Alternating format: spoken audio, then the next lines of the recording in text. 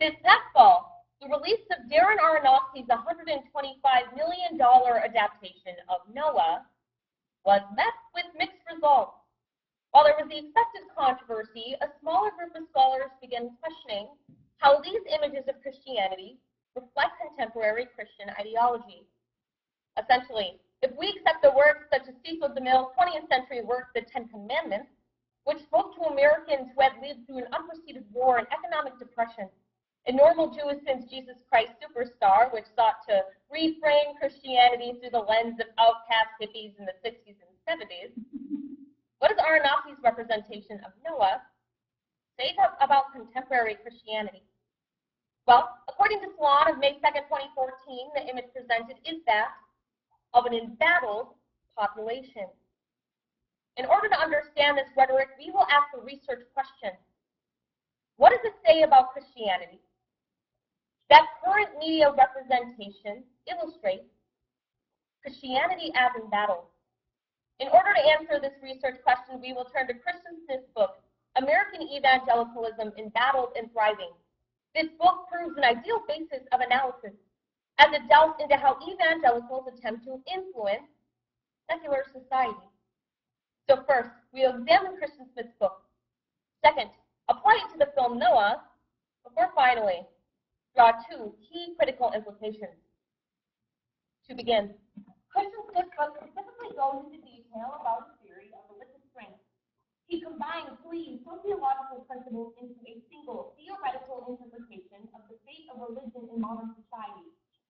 First, the creation of collective identity. Second, the management of conflict through a pluralistic context. And finally, the renegotiation of belief. First, the creation of collective identity. When a social group is established, it maintains its collective identity by drawing what Smith describes as symbolic boundaries.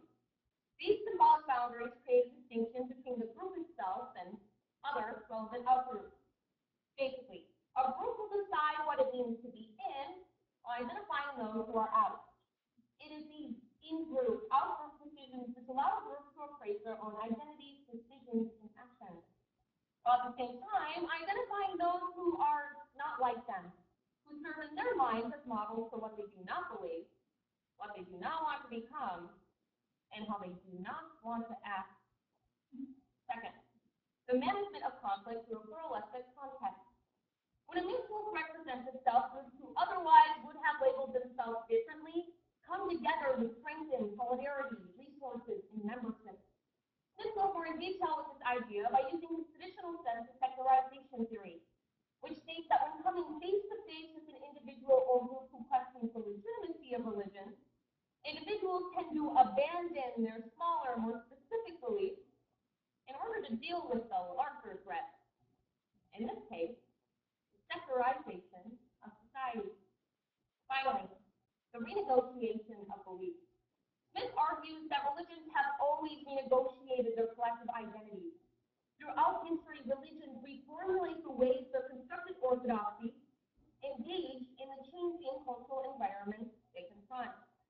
While some may view this as the slippery slope toward accommodation, Smith argues that this could be more accurately understood as the re-secularization and re-enchantment of life. So now that we've examined the model, we can now apply it to the film Noah. When the film Noah was first released, many questioned how a professed atheist could possibly pay proper respect to the well-known Genesis text. While it's true that lava, rock, monsters may be interpreted as taking liberties with the story, Aronofsky clearly portrays Christians as embattled and virtuous people. First, in regards to the creation of collective identity, the in-group and the out-group are portrayed through a symbolic boundary. In this case, extreme egoism. While the heroes of the film are Noah and his family, who are portrayed as the rustic and pure family, the out-group are portrayed as violent monsters, environment-pillaging men trading women for food who literally drown in their own agency. The out-group, according to previously cited Salon, is rooted in deep disrespect for non-human life. It evolves throughout the film into an antagonism for all life rooted in egoism. As such, the film clearly demonstrates that egoism is never socially sustainable. Second, religious managed conflict through a pluralistic context. Throughout the film, it's obvious that one of the main themes is sustaining life. Noah's multifaceted family is portrayed as a good example of a pure life, with each member presenting and protecting their own individual views on life and society. However, when a mutual threat presents itself, in this case the outgroup masses, the family clearly renegotiates their beliefs into a unified whole. Finally, the renegotiation of beliefs. Many have argued that there is a sense of persecution that is portrayed in the film, creating a us against them narrative. However, Post-Media News of April 12, 2014 argues that much in the same way, biblical authors drew upon an ancient, widespread flood text to tell their story.